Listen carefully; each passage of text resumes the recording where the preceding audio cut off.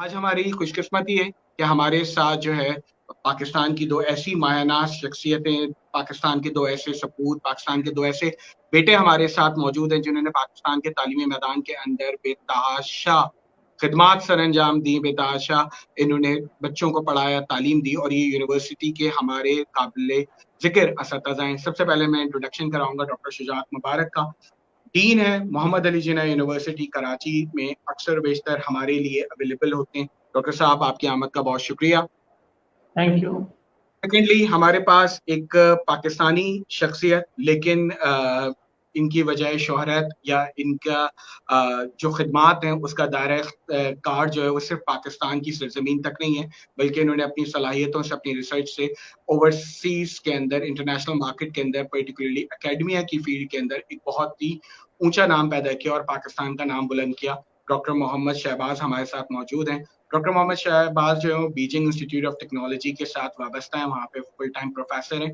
Energy economics के अंदर इनका जो काम है ना सिर्फ वो पाकिस्तान के अंदर सराहा जाता है बल्कि इंटरनेशनल लेवल के ऊपर सराहा जाता है। और अगर आप गूगल स्कॉलर पे जाके मोहम्मद शहबाज लिख के सर्च करें तो आपको बहुत बेहतर अंदाजा होगा कि इनकी इंटरनेशनल जो रिसर्च पब्लिकेशंस हैं वो 500 प्लस की तरफ जा चुकी हैं। इनका जो इंटरनेशनल साइटेशंस हैं, या साइटेशन से मुराद ये होती है कि जब आप किसी भी रिसर्च को दोबारा रिप्रोड्यूस करते हैं, उसको एक्सट्रैक्ट को लेते हैं, आप उसको रेफर बैक करते हैं कि जी मैं ये फला बात शहबाज साहब ने जो कही है उसी बात को आगे कंटिन्यू कर रहा हूँ। तो इस तरह की से आपके पास किसी भी एक प्रोफेसर की, किसी भी एक पर्टिकुलर स्कॉलर की ग्रेडिंग होती है, रेटिंग होती है, तो अल्हम्दुलिल्लाह पाकिस्तान के अंदर जो टॉप नॉच रिसर्चर की कैटेगरी में आते हैं उसमें मोहम्मद शहबाज साहब मौजूद हैं। और जस्ट लाइक मैंने अर्ज किया कि इनका एक बड़ा वर्सटाइल एक्सपीरियंस है।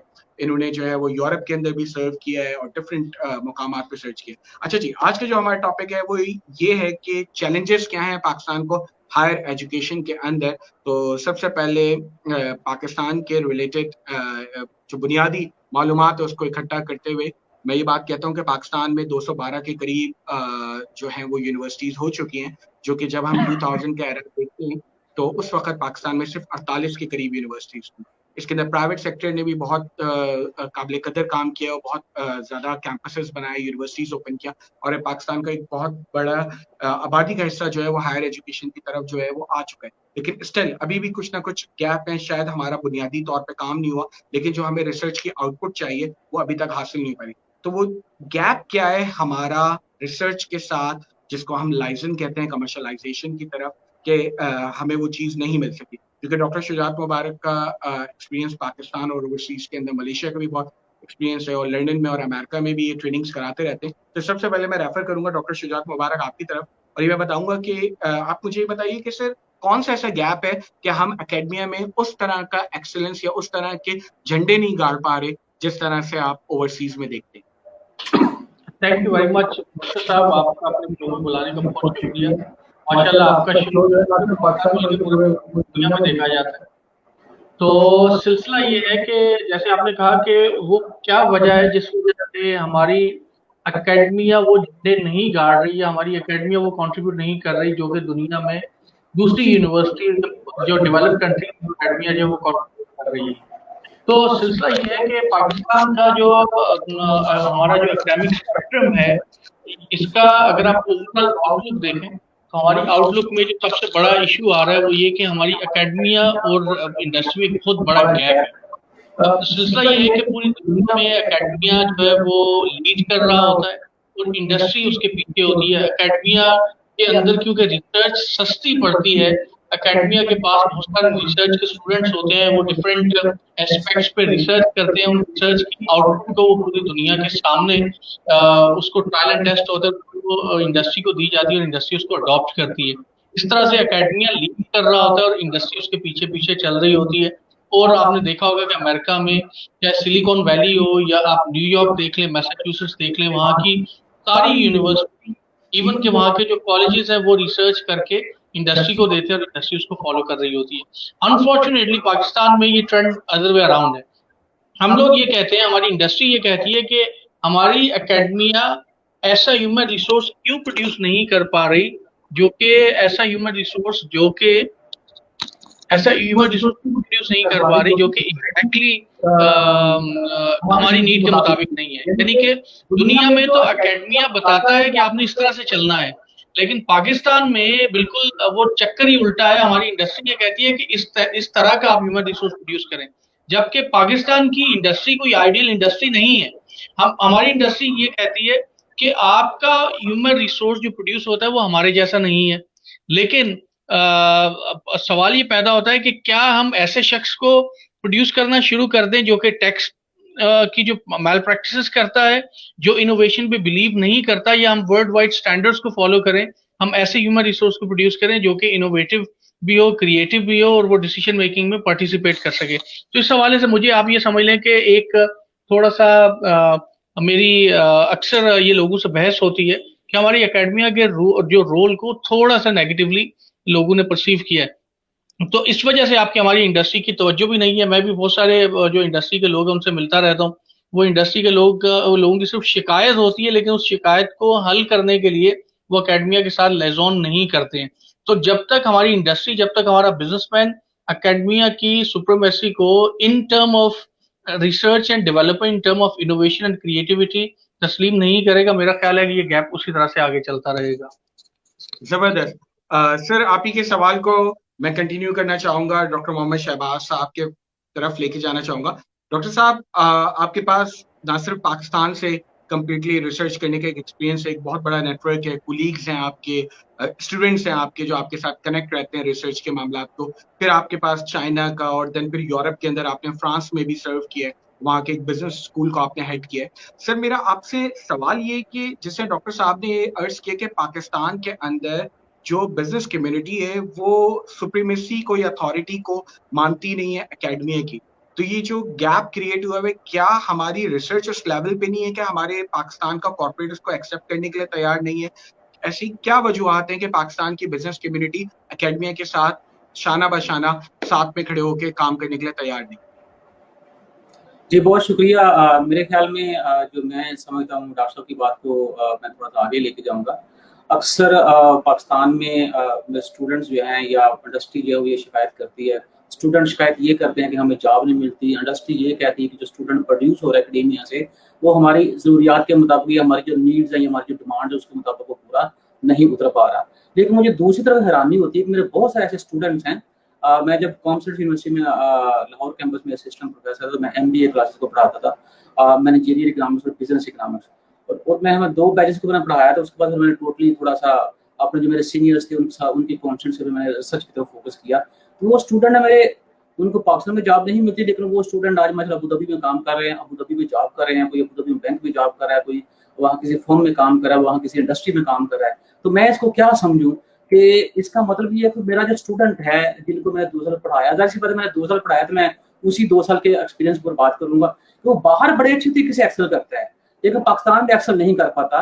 और उसकी शायद एक वजह ये है कि आप जो डॉक्टर साहब बता रहे थे कि जो एकेडेमिया की सुप्रीमेसी है या प्रोफेसर की जो सुप्रीमेसी है उसको इंडस्ट्री तस्लीम नहीं कर रही।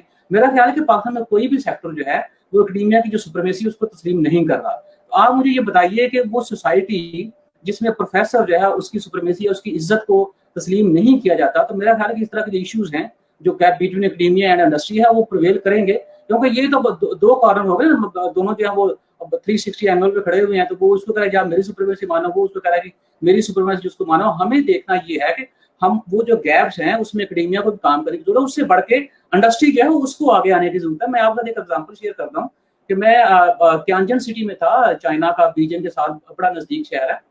मैं तियानजिन यूनिवर्सिटी में एक मेरा लेक्चर था, मैं डिलीवर करने के लिए जा रहा था। तो जो मेरा होस्ट था उसने मुझे बताया कि मैं जो है आज अवेलेबल नहीं हूँ, तो कल इंशाल्लाह हम लेक्चर आपका करेंगे, तो आप ये करें कि आज आराम करें। तो मैंने उनसे पूछा यार कि आप कहाँ जा रहे हो? कहते हैं कोरियर कंपनी है तो उसको मैंने कंसल्टेंसी देनी है, तो मैं उनको बता रहा हूँ कि वो कौन से पॉसिबल स्पीडेस्ट वेज हैं कि जिससे कोरियर जो है बड़ी मंजिल तक पहुंच सके। तो मैं हैरान हो रहा था, कोरियर जो है कोई इतनी बड़ी फर्म नहीं है, कोई इंडस्ट्री नहीं है, लेकिन जाहिर सी बात है वो चाइना बहुत बड़ी इकोनॉमी है, वो देखा जाए तो बहुत सारी वो कंपनीज होगी, कोरियर कंपनीज होंगी। तो किस तरह से मतलब कि जो उनकी इंडस्ट्री है वो प्रोफेसर के साथ लिंक है, और प्रोफेसर को किस तरह सीरियस जो उनके असाइनमेंट्स को ले रहा है। अब जहां तक बात आप कर रहे थे कि सच पाकिस्तान के अंदर उस क्वालिटी की प्रोड्यूस नहीं हो रही, उसके लिए जीती जागती एग्जांपल मैं आपके सामने हूँ। मतलब इन्हीं हालात से मैं पढ़ा हूँ, इन्हीं हालात में मैंने रिसर्च किया और इन्हीं हालात में कम्पीट करके अल्लाह ताला की ज़ात जो है माशाल्लाह मुझे ऊपर लेके आई और आज मैं एक फॉरेन यूनिवर्सिटी में नहीं बल्कि कैम्ब्रिज यूनिवर्सिटी जो है उसका विजिटिंग फेलो हूँ और मेरा ख्याल शायद मैं पहला पाकिस्तानी हूँ जो आफ्टर मैट्रिक प्राइवेट एजुकेशन के साथ, मतलब कि मैं वहाँ माशाल्लाह विजिटिंग स्कॉलर बैठा हुआ हूँ। फ्रांस में जैसे आपने बताया कि मैंने वहाँ पे माशाल्लाह डिपार्टमेंट को लीड किया है, आजकल मैं बीजिंग इंस्टीट्यूट ऑफ टेक्नोलॉजी में हूँ। तो वो जो इंडिकेटर्स हैं जिसके ऊपर हम बात करते हैं कि हमारी यूनिवर्सिटीज जो है उनकी रैंकिंग बढ़नी चाहिए। देखिए यूनिवर्सिटी जो है आप आपका चाहे वो लोकल लेवल हो चाहे आपका इंटरनेशनल लेवल हो, जब तक यूनिवर्सिटी की रैंकिंग नहीं बढ़ेगी तो उस वक्त इंरोलमेंट भी आपके पास नहीं आएगी, स्टूडेंट भी आपकी तरफ अट्रैक्ट नहीं होगा। बीजिंग इंस्टीट्यूट जो है वो एक पब्लिक यूनिवर्सिटी है, तो वो पब्लिक यूनिवर्सिटी जो है उसको पता है वो एक्रेडिटेड है AAA CSB के साथ, वो आम्बा के साथ एक्रेडिटेड है, वो एक्व जो उसके साथ एक्रेडिटेड है। मुझे पता है पाकिस्तान में ऐसी कितनी पब्लिक यूनिवर्सिटीज हैं कि जिनके पास ये एक्रेडिटेशन है, स्वाय लम्स के अगर मैं सही तरह जानता हूँ तो वो AAA CSB है। तो हमें थोड़ा इंटरनेशनल स्टैंडर्ड जो है उसको भी हमें देखना है, मतलब बजाय कि हम टारगेट ये तस्लीम करें कि पाकिस्तान की फलां यूनिवर्सिटी जो है दुनिया के टॉप 1000, आप अपना टारगेट देंगे टॉप 1000, दुनिया टॉप 100 की बात करिए, टॉप 20 की बात करिए, टॉप 50 की बात करिए, तो हमारा टारगेट जो है वो टॉप 1000 में।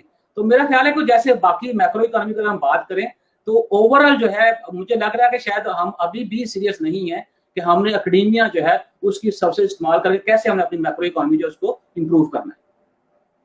अच्छा सर, इसी में सवाल मैं ऐड करना चाहूंगा। शहबाज साहब ये बताइए कि पाकिस्तान के आपने कई दफा अभी इंडिकेट किया अपनी गुफ्तगू के दरमियान में और आपने इशारा किया कि पाकिस्तान की कोई भी यूनिवर्सिटी टॉप 100 के अंदर नहीं आ रही। वो कौन से पैरामीटर्स हैं जो पाकिस्तान मिस कर रहा है जिसकी वजह से हम टॉप 100 में नहीं आ सकते? HSC को बने हुए आज पूरे 2 दहाई गुजर चुकी है, 20 ईयर्स हो चुके हैं। 2000 से HSC ने सफर का आगाज किया, आज 2020 आ चुका है। इससे पहले आपने देखा है पाकिस्तान में UGC के थ्रू काम हो रहा था, यूनिवर्सिटी ग्रांट कमीशन। तो कौन सी ऐसी चीजें जो मिसिंग है, क्योंकि प्राइवेट सेक्टर भी मुकम्मल तौर पे इन्वॉल्व हुए, बड़े बड़े ग्रुप्स मौजूद हैं। आपके पास स्लम्स के पीछे एक स्ट्रॉन्ग ग्रुप मौजूद है, बिजनेस कम्युनिटी का बाबर अली का ग्रुप है, मोहम्मद अली जिन्ना यूनिवर्सिटी जो है वो खुद इटसेल्फ एक बहुत strong business community, business group से आती है। फिर दाऊद वालों की भी एजुकेशन में कंट्रीब्यूशन है, लेकिन इसके बावजूद हम 100 जो बेंच मार्क है उसको हासिल नहीं कर पा रहे। इवन 100 क्या, अभी हम 200 की भी कैटेगरी में कहीं नहीं है। आई थिंक एक 195 पे कोई यूनिवर्सिटी शायद आई थी, और वो भी डिफरेंट रैंकिंग के अंदर डिफरेंट पोजीशंस हमारी। तो सर इसके ऊपर थोड़ी सी नजर डालिए। हाँ जी, उसमें फिर वही बात अगर मैं अपना फ्रांस का एक्सपीरियंस शेयर करूँ आपसे या मैं चाइना का एक्सपीरियंस शेयर करूँ आपसे, हम थोड़ी सी रिसर्च की बात कर लेते हैं कि पाकिस्तान में एक तो जो लिस्ट ऑफ रिसर्च जर्नल या क्वालिटी जर्नल आप कह लें, तो एक तो वो बहुत ज्यादा है। मैं कि हमारा प्रोफेसर जो है उसको अपने नंबर गेम में डाल दिया है कि आप जब 15 साल का एक्सपीरियंस होगा या आपका 10 साल का एक्सपीरियंस होगा या आपका 6 साल का एक्सपीरियंस होगा, फिर हम आपको असिस्टेंट प्रोफेसर करेंगे, उसके बाद हम एसोसिएट करेंगे, फिर हम आपको फुल करेंगे। अब जाहिर सी बात है प्रोफेसर जो है आपका वो नंबर गेम में जो आपने उसको मुबतला कर दिया तो वो नंबर गेम पूरी कर रहा है। मतलब कि मेरे पास बड़ा एक अच्छा एक्सपीरियंस जो वो मैं शेयर करूँ तो मैंने 2016 1 सितंबर को ज्वाइन किया Mumbai business school as associate professor. हालांकि मैंने जो पाकिस्तान में भी कोशिश की, अगर मुझे यहाँ पे एसोसिएट प्रोफेसरशिप दे दी जाए शायद मैं ना बाहर जाऊँ, लेकिन मैं समझता हूँ कि जिंदगी में समटाइम जो इस तरह के आपके पास वो रुकावटें आती हैं वो आपको आगे लेने के लिए वो पुश करती हैं आपको, ताकि आपको डिसीजन लें और जो राइट प्लेस है वहां पे आप पहुंचे। तो मैं सोच रहा था कि मैं चलो अभी कुछ साल काम करता हूँ, क्योंकि पाकिस्तानी माइंडसेट था ना मेरा। अब जाहिर सी बात मैंने 5-6 साल पाकिस्तान में काम किया, तो उसी तरह मैं सोच रहा था वहाँ फ्रांस के अंदर बैठ के कि मैं जनाब कुछ साल काम करता हूँ तो चलो जो पब्लिकेशन होंगी तो फिर मैं अपनी टीम से बात करूंगा कि आप मुझे फुल प्रोफेसर जब प्रमोट करें तो एटलीस्ट को 1 साल लगेगा। आप हैरान हो जाएंगे कि उन्होंने मुझे टारगेट दिया कि मोहम्मद आपको ये लिस्ट है हमारी और ये कैटेगरीज हैं, मतलब कि वहाँ पे CNRS बहुत सारे पाकिस्तानी प्रोफेसर जो वहाँ पे काम करते हैं। एक उनकी फाइनेंस लिस्ट है वो जो टोटली बिजनेस रिलेटेड जर्नल उसके मुताबिक है। उसके बाद उनकी CNRS, उसमें भी उन्होंने रैंक 1, रैंक 2, रैंक 3 रखा। रैंक 3 जो है वो लोएस्ट है, रैंक 1 जो है मतलब कि वो हाईएस्ट उसमें आता है। तो उन्होंने मुझसे कहा कि ये रैंकिंग है, रैंक 1 में आपने इतने छापने हैं, रैंक 2 में आप इतने छापेंगे, रैंक 3 में आप इतने छापेंगे। चले खैर जैसे मैंने बताया वो चेयर बनाया, उसके साथ फिर मैंने जो अच्छे एनर्जी इकोनॉमिक्स के, एनवायरमेंटल इकोनॉमिक्स के लोग थे उनको मैंने एफिलिएट किया अपने साथ। मैंने पूरी टीम बनाने का उन्होंने मुझे पूरा चांस दिया था। तो क्या हुआ कि मुझे एक दिन कॉल आती है अपने टीम की तरफ से, डेविड रुबाद उनका नाम था, कि Mohammad you are promoted to full professor.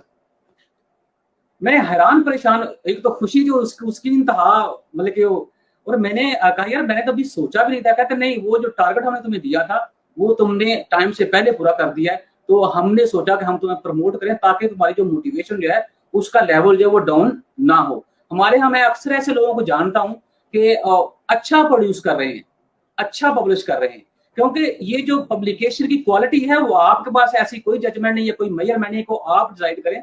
ये डिसाइड होगा उससे जो जर्नल है या जो लिस्ट है वो एडिटर डिसाइड करेगा कि आया कि वो उसने आपका पेपर रिवाइज करवाना है, उसने अपना पेपर आपका जो एक्सेप्ट करवाना है या उसने रिजेक्ट करवाना है। लेकिन जब किसी बंदे का पेपर किसी अच्छे जर्नल में छप जाए तो हम बहुत सारी और नेगेटिव चीजें जो है वो हम करना शुरू करते हैं, उसके बारे में बात करना शुरू कर देते हैं। तो मुझे डेविड रबात ने ये कहा कि चूंकि तुमने हमारी जो एक्सपेक्टेशन थी उसके मुताबिक काम किया तो हमने तुम्हें वक्त से पहले जो प्रमोट कर दी है। और अब ये है कि मैं अक्सर जगह पाकिस्तान में मुझे बताना पड़ता है इनको कि जी मैं फलां साल में एसोसिएट प्रोफेसर था और फलां साल में मेरी पीएचडी हुई, क्योंकि मैं समझता हूँ कि जितना मुझे थोड़ा सा अलग पाकिस्तान के एकेडमिया के बारे में पता है, मेरा नहीं ख्याल कोई बंदा जो प्राइवेट एजुकेशन के साथ किसी फॉरेन यूनिवर्सिटी में जो है जाके फुल प्रोफेसर प्रमोट हुआ। लेकिन ऐसे बहुत सारे लोगों को मैं जानता हूँ जो फॉरेन एजुकेशन लेके पाकिस्तान आए तो फिर उन्होंने अच्छा काम किया और फिर वो प्रमोट फुल प्रोफेसर। उसमें हमने डॉक्टर शुजात जो है, जितना मैं जानता हूँ, शायद एक ये भी एग्जांपल है, मलेशिया से पीएचडी की है। तो मकसद ये है कि ये यंग ब्लड जो है आपका, ये आपके जो जूनियर एक्सपीरियंस लोग हैं, ये अगर काम कर रहे हैं तो काम के पूरे जो मौके दिए जाएं। अनफॉर्चुनेटली कुछ मेरे ख्याल में चीजें हमारे यहाँ थोड़ा सा वो नेगेटिव भी है, तो जिसकी वजह से उसका इफेक्ट जो है वो एकेडमिया के ऊपर भी पड़ रहा है, इंडस्ट्री के ऊपर भी पड़ रहा है और ओवरऑल जो इकोनॉमी आपकी उसके ऊपर भी नजर आ रहा है। जबरदस्त, बहुत शुक्रिया सर, बड़ा मुफस्सल आपने जवाब दिया और जिस तरह के जवाब की हमें जरूरत थी। मैं डॉक्टर शुजात आपकी तरफ आना चाहूंगा। जी सर आपका माइक म्यूट हुआ है, थोड़ा सा इसको अनम्यूट कर दें। ओके जी, अच्छा जी डॉक्टर साहब, पाकिस्तान के अंदर 2000 के एरा में हमने ये देखा कि पीएचडी जो था वो एक बड़ा रेयर वर्ड था और कम कम लोग माशरे के अंदर पीएचडी कर सकते। क्योंकि एक दफा एक एजुकेशनिस्ट से मुलाकात हुई तो उन्होंने एक जुमले में एक चीज का फर्क बताया। उन्होंने कहा कि एजुकेशन फॉर ऑल, तालीम सबके लिए जरूरी है, इसी का मोटो तमाम गवर्नमेंट अनाउंस करती है। लेकिन हायर एजुकेशन जो है ये सबके लिए नहीं होती। हायर एजुकेशन जो है वो बड़ी क्रीम है, बड़ा जबरदस्त चीज है। मतलब आपने एफर्ट्स किए अपनी जिंदगी के, आप 15-20 साल के बाद माशरे में खड़े हो जाएं और आप कोई भी कारोबार कर लें, आप जिंदगी गुजार लेंगे। लेकिन अगर हम और आप अपनी बात करते तो हम लोगों को पीएचडी करते हुए एवरेज पाकिस्तान में 35 साल, 40 साल, कुछ लोगों को 45 साल लग जाते हैं। तो हम अपने 30-40 साल से पढ़ाई में गुजारते हैं, तब जाके पीएचडी के मुकाम पर फायज हो पाते। मेरा सवाल सर इस बात से ये कि जिस टाइम पे 2000 में पाकिस्तान में यूनिवर्सिटीज की बुनियाद रखी गई और एचईसी का था, उसका एक बुनियादी मोटा था पाकिस्तान में रिसर्च के कल्चर को प्रमोट करना और नंबर ऑफ पीएचडीज को बढ़ाना। अल्हम्दुलिल्लाह पाकिस्तान में इस वक्त एक बहुत बड़ी तादाद में पीएचडीज अवेलेबल भी हैं और कुछ पीएचडीज ऐसे हैं जो पिछले 5 साल में मुख्तलिफ एक्सचेंज प्रोग्राम में पाकिस्तान में पहुंचे। लेकिन इसके साथ ही एक द न्यूज की एक खबर मैं आपके साथ शेयर करता हूँ जहां पे वो ये बात कहते हैं कि पाकिस्तान में इस वक्त यंग पीएचडीज जो हैं उनकी तादाद 3000 के करीब है, जिनको एचएससी ने जो है वो एक किसी ट्रेनिंग प्रोग्राम के अंदर भी शामिल किया कि उनको पीएचडी के बाद पोस्ट पीएचडी ट्रेनिंग देते हैं। लेकिन इटसेल्फ वो अभी तक जॉब पे नहीं आ पा रहे। सर क्या वजूहत हैं कि एक शख्स की 30 साल की जिंदगी की पढ़ाई और एफर्ट्स के बावजूद उसको वो रिवार्ड नहीं मिल पा रहा, वो पाकिस्तान में जॉब भी नहीं ले पा रहा? कौन से ऐसे सर इश्यूज हैं जो बीच में गैप बन रहे हैं? देखिए मुदस्सिर साहब, फंडामेंटल प्रॉब्लम पाकिस्तान की इकोनॉमी का है लैक ऑफ प्लानिंग। हमें आज तक ये पता नहीं चला कि हमें कितने पीएचडीज चाहिए, हमें कितने डॉक्टर्स चाहिए, कितने इंजीनियर्स चाहिए, कितने साइकियाट्रिस्ट चाहिए और इवन के कितने मैकेनिक्स चाहिए। हमारे यहाँ एक भेड़ चाल का सिलसिला है। होता ये है कि हमने पिछले चंद सालों में ये हुआ कि बच्चों ने ये देखा कि जिसने बीएस किया फिर उसने आजकल क्योंकि 1.5 ईयर्स का या 2 ईयर्स का बीएस के फौरन बाद एमफिल हो जाता है, फिर उन्होंने देखा जी एक शख्स गया वो बाहर, उसने 3-4 साल में पीएचडी की, वापस आया तो एक अच्छी सैलरी पे आके लग गया। तो अब हायर एजुकेशन में जितने भी हमारे स्टूडेंट्स आते हैं उनमें से आधों का ये मोटिव बन गया कि जी ठीक है मुझे बीबीए या बीएस या जो भी है वो करके फिर एमएस या एमबीए करना है, उसके बाद पीएचडी करनी है, फिर आके हमें पढ़ाना शुरू कर देना बगैर किसी एक पर्टिकुलर मकसद के। और इसमें गवर्नमेंट भी कोई किसी किस्म का भी कदगन नहीं लगाती, या गवर्नमेंट की भी कोई प्लानिंग नहीं है। होना नंबर वन ये होना चाहिए कि हम अपने स्टूडेंट को, तालिब इल्म को बताएं जो पीएचडी कर रहे हैं, भाई आप क्यों पीएचडी कर रहे हो? क्या आप रिसर्चर बनना चाहते हो? क्या आप में वो गट्स हैं जो कि रिसर्चर बनने के, साइंटिस्ट बनने के? ये भी अगर आपने इवन बिजनेस में पीएचडी की है या सोशल साइंसेज में की है तो आप सोशल साइंटिस्ट हैं। तो क्या आप साइंटिस्ट या मुहक्किक वाकई बनना चाहते हैं, या आप क्या पैसे कमाना चाहते हैं? Number one. और आपका क्या प्रोफेशन होना चाहिए? तो शायद जब हम उस बच्चे को बताएं कि ये भाई एक पर्टिकुलर प्रोफेशन है, ये इसकी डिमांड्स हैं, और ये जो आप देख रहे हो ना कि अभी जाके पीएचडी आप करोगे और वापस आगे you will be getting a very high salary, लेकिन ये सैलरी का कर्व फिर फौरन जाके फ्लैट भी हो जाता है। ये अगर आप इंडस्ट्री में हैं तो you can get the salary of may be 2 million, 3 million, 4 million. हमारे असद उमर साहब जब एंग्रो में थे तो इन्होंने खुद कहा था कि मैं 6 मिलियन या 7 मिलियन सैलरी आज से कोई 8-10 साल पहले ले रहे थे। सो इंडस्ट्री के लोगों का तो ये सूरत हाल है। तो जब हम बच्चे को पहली बात बताएंगे तो वो वही लोग आएंगे पीएचडी करने के लिए जो कि जेन्युइन रिसर्च साइंटिस्ट हैं। उसके अलावा वो बाकी लोग अपने प्रोफेशन को डिफरेंट डायरेक्शन में जाएंगे। नंबर टू, गवर्नमेंट को ये डिटरमिन करना है कि हमें कितने रिसर्चर चाहिए। ये आपकी बात बिल्कुल दुरुस्त है कि education is for all, but higher education में नॉट बी फॉर ऑल। हमें जरूरी नहीं है कि हमारा हर बंदा पॉपुलेशन का पीएचडी करे। हमें डेफिनेटली मैट्रिक तक एजुकेशन चाहिए in order to make a good citizen for for society. एक ऐसा शख्स जो कि एथिक्स को भी जानता हो, जो कि हमारी हिस्ट्री को भी जानता हो, दूसरे जो अखलाको इकदार जो है हमारे उनको भी जानता हो, लेकिन उसके बाद वो वोकेशनल ट्रेनिंग की तरफ जा सकता है। वो डिफरेंट टेक्निकल ट्रेनिंग्स कर वो लेके वो अपने प्रोफेशन को अडॉप्ट कर सकता है। इट्स नॉट नेसेसरी कि वो शख्स आगे जाए और वो जाके इवन के, मैं तो ये समझता हूँ कि अब वो दौर आ गया है कि 4 ईयर डिग्री भी लग्जरियस होगी। आपको ए लेवल के बाद, ओ लेवल के बाद you have to go for the 2 years technical diplomas, trainings or kind of things, and you go and operate your own business। और या आप अपने एक प्रोफेशनल स्किल्स लें, आप अपना बिजनेस करें, क्योंकि 4 ईयर डिग्री को के लिए बड़ा आपके लिए प्रॉब्लम होगा। आप कहाँ पे, आपके पेरेंट्स अभी जो इकोनॉमिक डेवलपमेंट की सूरत है वहां पे आप किस तरह से वो अफोर्ड करेंगे? नेवरदलेस, चले ठीक है आप 4 साल की डिग्री कर रहे हैं, तो वो बच्चों के लिए ये लाजिम हो कि they have to go into the profession rather than कि वो पीएचडीज की तरफ जा रहे हैं।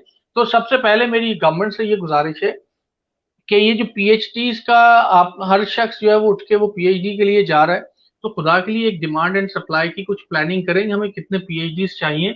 और मैं आपको मुदस्सर एक और बात बताऊं, being a dean of university, जो मैंने ऑब्जर्व किया है वो ये कि हमारे जो जेन्युइन टीचर्स थे जो कि वाकई पढ़ाने के लिए आए थे और जो जेन्युइनली स्टूडेंट्स को टाइम देते थे, अब वो उन बहुत ज्यादा डीमोटिवेट हो गए हैं।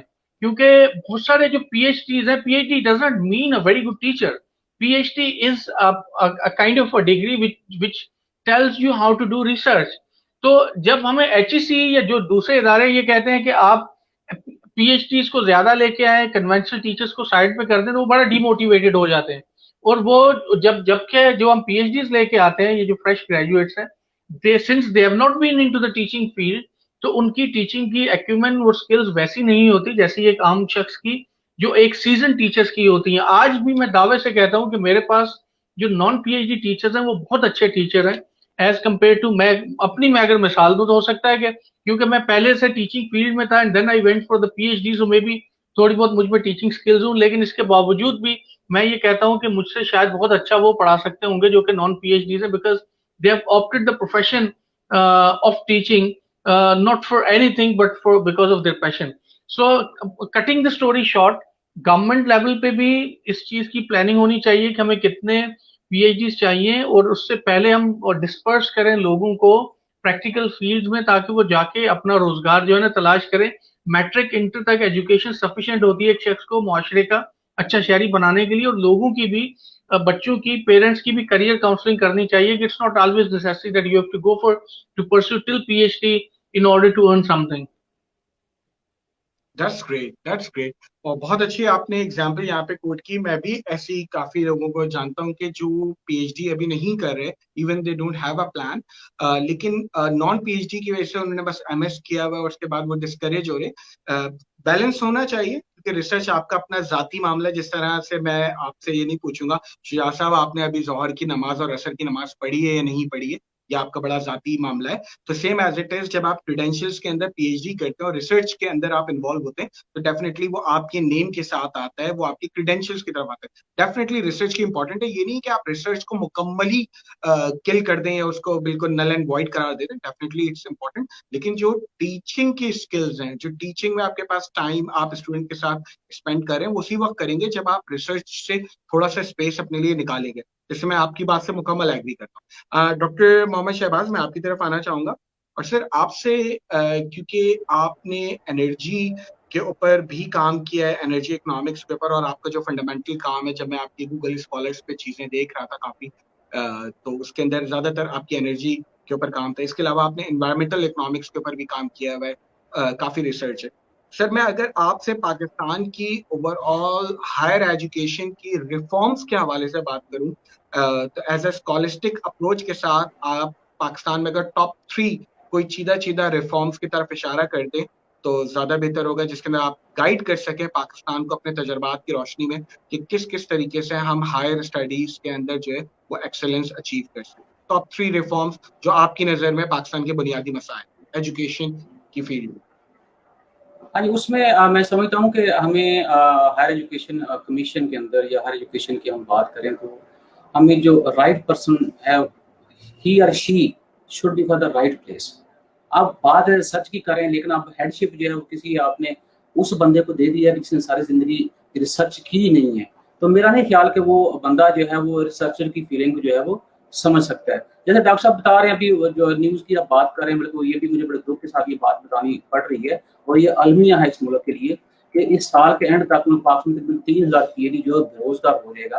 तो जैसे डॉक्टर साहब बता रहे हैं कि हमने धड़ाधड़ जो है वो इन्वेस्टमेंट की, ऑल दो इनिशिएटिव जो है बहुत अच्छा था। डेफिनेट सी बात है कि पाकिस्तान को हायर एजुकेशन एजुकेटेड पर्सन जो है उनकी जरूरत है, अब ये होना भी चाहिए, लेकिन साथ साथ आप ये भी काम कर सकते थे कि वो जो लोग आपकी लोकल डिमांड के मुताबिक या लोकल जितने डिमांड थी उनको ठीक है आप जॉब दें, बाकी लोगों को आप इंटरनेशनल मार्केट के अंदर इंट्रोड्यूस करवा सकते थे।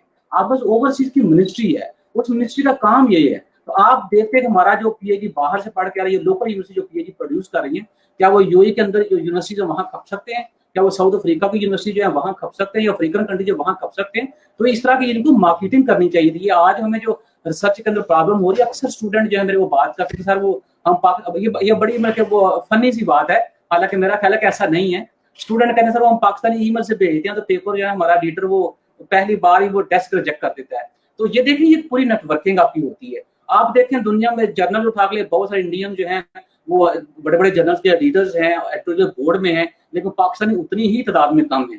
तो हमें थोड़ा सा ये भी इधर भी जो HEC उसको तवज्जो देनी चाहिए। फिर आपके जो लोकल जर्नल्स हैं, देखिए कोई भी जर्नल जो है वो एकदम से A4 स्टार नहीं बन जाएगा, उसको पहले जो 1 स्टार है वो प्रोसेस को मरहला उसको तय करना है, 2 स्टार का मरहला तय करना है, 3 स्टार का मरहला तय करना है, फिर जाके 4 स्टार आता है। अब हमारे यहाँ मसला ये कि जर्नल जो हमारे लोकल बहुत सारी यूनिवर्सिटी में जानता हूँ अच्छी कावशेहन की वो जर्नल को प्रमोट करें, जर्नल लॉन्च किए हुए हैं। HEC को ये भी देखना चाहिए कि आपके हमारे यहाँ जो इन्वायरमेंट है वो क्या है, हम रिसर्च एक्टिविटीज को कितना सपोर्ट करें, यूनिवर्सिटी को कितना जो फंड्स प्रोवाइड करें। और आप देखें अभी जो पिछले 2 साल से देख रहे हैं HEC की फंडिंग जो वो डे बाय डे कट की जा रही है, और सिमिलरली HEC जो यूनिवर्सिटी की फंडिंग जो कट कर रहा है। और इस इसराम में आप कहें कि वो यूनिवर्सिटी जो उनकी रैंकिंग भी अच्छी हो जाए, रिसर्च पार्टनर के लिए बहुत अच्छा हो जाए, जर्नल जो है वो टॉप क्लास जर्नल को उनको हम टच करें, उसके लिए जरूरी है कि जो फंड्स आपके रिसर्च एंड डेवलपमेंट एक्टिविटीज के लिए वो लिंक किए गए हैं या मुख्तस किए गए हैं, वो आपको प्रॉपरली वो फॉर कमिंग ईयर्स वो चलने चाहिए आपके। उसके बाद जो बड़ी बात मैं समझता हूँ कि आप पाकिस्तान में यूं कर सकते हैं, बाहर मैंने ये मॉडल देखा है कि उन्होंने 2 ट्रैक बनाए हुए हैं कि रिसर्च फैकल्टी है उनकी, उसके बाद उनकी टीचिंग फैकल्टी है।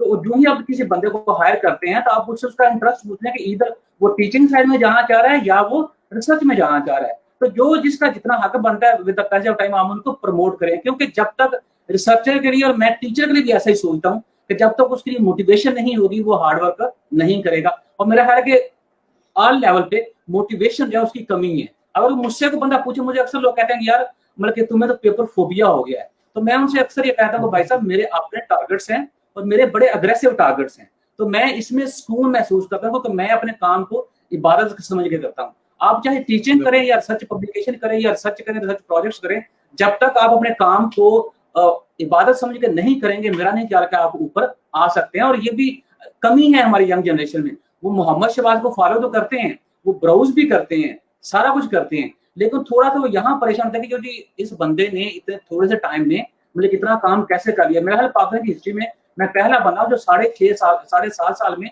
रिसर्च फेलो से फुल प्रोफेसर प्रमोट हुआ हूँ।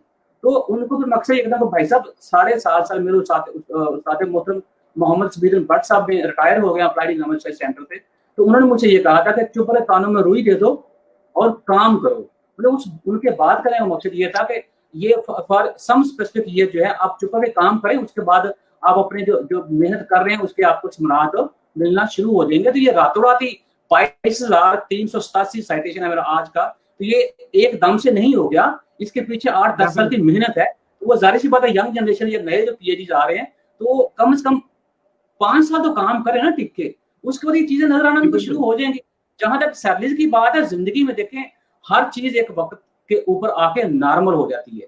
और टीचिंग प्रोफेशन जो है ये तो क्योंकि हमने इसको चूज किया ना, मुझे पता है इस प्रोफेशन में पैसे नहीं है, मुझे पता है इस प्रोफेशन में तनख्वाहें कम है, मुझे यही पता है कि आप कॉर्पोरेट सेक्टर में चले जाइए, मैं चलो वहां पैसे में ज्यादा कमा सकता हूँ, लेकिन मेरी अपनी जो सेल्फ सेटिस्फेक्शन है वो इसी में है कि मैं शायद अल्लाह ताला की ज़ात ने मुझे बनाया इसी काम के लिए और मैं यहाँ ज्यादा अच्छे तरीके से कंट्रीब्यूट कर सकता हूँ। और जितने भी यंग लोग हैं या यूथ जो है उनको अपने आप को पहचानने की जरूरत है कि हमें अल्लाह ताला की ज़ात ने दुनिया में किस काम को बेहतरीन करने के लिए भेजा है। जबरदस्त सर, माशाल्लाह माशाल्लाह सर, आपका अभी तक की जो कंट्रीब्यूशन है वो न सिर्फ पाकिस्तान है बल्कि इंटरनेशनल भी पाकिस्तान का नाम रोशन करने का बाइस बने। और हमारी दुआ भी यही है कि आइंदा भी आपकी इसी तरह की अल्लाह ताला आपको मजीद तवानाई दे और जहाँ जहाँ भी मौका मिले आप पाकिस्तान का नाम जो है वो इसी तरह सर बुलंद करें। डॉक्टर शुजात मुबारक, बस मैं आपकी तरफ आऊँगा, क्लोजिंग की तरफ हूँ, लास्ट क्वेश्चन आपकी तरफ से करता हूँ। सर आपका पीएचडी किस यूनिवर्सिटी से था मलेशिया में? मेरा यूनिवर्सिटी मलेशिया की मेरे ख्याल में that's the number 1 university in Malaysia और दुनिया की शायद 59th उसकी वर्ल्ड रैंकिंग है। सर मेरा सवाल पूछने का मकसद कुछ और सर, मैं आप जी मेरे ख्याल में वो जवाब जो है मेरे पास है। सवाल था कि मेरा माशाल्लाह एमफिल जो है आपको सवाल मेरा एमफिल जो है लाहौर बिजनेस एडमिनिस्ट्रेशन है, पीएचडी जो है वो एनसीडीए से है, तो मेरे ख्याल में आपके सवाल का जवाब ये प्रॉपर था। नहीं। डॉक्टर शुजात, मैं आपकी तरफ आना चाह रहा था और मैंने ये जो सवाल आपसे पूछा थोड़ा सा इसको दोबारा रिपीट करता हूँ। मैंने पूछा आपका पीएचडी कौन सी यूनिवर्सिटी से था? आपने कहा यूनिवर्सिटी ऑफ मलाया, बिल्कुल ठीक कहा, 59th रैंक के ऊपर।